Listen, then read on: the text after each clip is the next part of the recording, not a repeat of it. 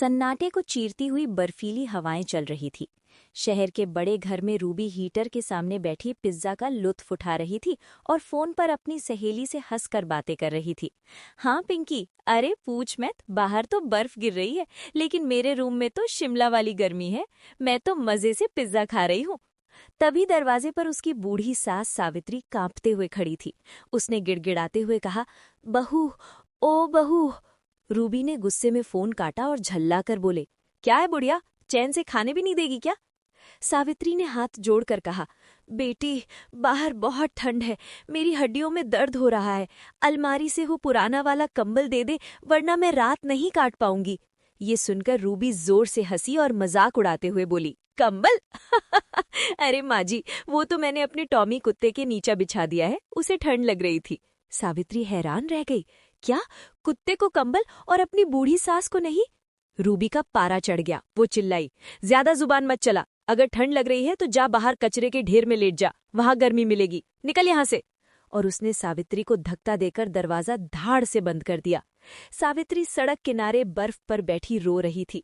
हे भगवान, अब मैं कहाँ जाऊं? ये शरीर तो अब सुन्न पड़ रहा है। तभी वहां से गुजरी एक कचरे की गाड़ी को झटका लगा और ढेर सारे फटे पुराने स्वेटर नीचे गिर गए। सावित्री ने हैरान होकर देखा, अरे ये क्या, इतने सारे ऊनी कपड़े, किसी की फटी हुई जैकेट, किसी का पुराना स्वेटर। उसने एक स्वेटर उठाया और सोचा, इनमें छेद जरूर हैं, पर ऊन तो अभी भी गर्म है। अगर मैं इन्हें जोड़ लूं तो शायद जान बच जाए। तभी पड़ोस का बच्चा चिंटू वहां आया और बोला, दादी, आप यहाँ क्यों बैठी हो और ये कचरा क्यों उठा रही हो? सावित्री ने कहा, बेटा, जीने के लिए जुगाड़ कर रही हूँ। देख, ये स्वेटर जोड़कर एक घर बनाऊंगी। चिंटू उत्साह से बोला, दादी रुको, मेरे पास भी पुरानी ऊनी टोपियां और पापा के फटे मोजे हैं, मैं अभी लाया। फिर दोनों काम पर लग गए। सावित्री निर्देश देने लगी, चिंटू, तू उस लाल स्वेटर को इस हरे वाले से बांध दे, और वो मफलर पकड़ा, उससे हम दरवाजा बनाएंगे।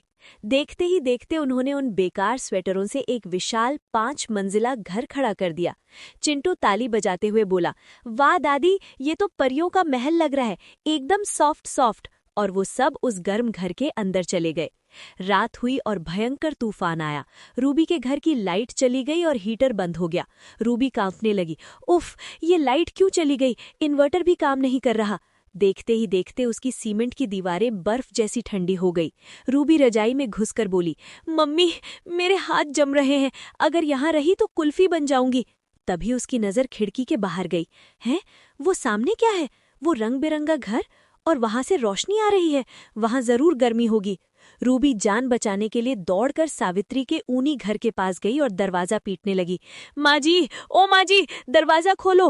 अंदर से सावित्री ने पूछा, कौन है भाई, यहाँ कोई जगह नहीं है? रूबी रोने लगी, माँ जी, मैं हूँ आपकी बहू रूबी, मैं अकड़ गई हूँ माँ जी, मुझे अंदर ले लो। सावित्री ने मफलर का पर्दा हटाया और कहा, अरे तुम तो वही हो ना जिसने कहा था कि कचरे में जाकर लेट जाओ।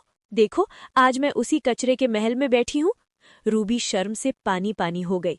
मुझे माफ कर दो माँ जी, मेरा घमंड टूट गया, मेरे लाखों के कोट फेल हो गए, आपकी सुई धागे की जीत हुई, प्लीज दरवाजा खोल दो। चिंटू ने कहा, दादी, इसे मत आने दो, ये बहुत बुरी आंटी है। लेकिन सावित्री ने मुस्कुराकर कहा, नहीं बेटा, मुसीबत में दुश्मन को भी पनाह देनी चाहिए। आजा बहू, अंदर आजा।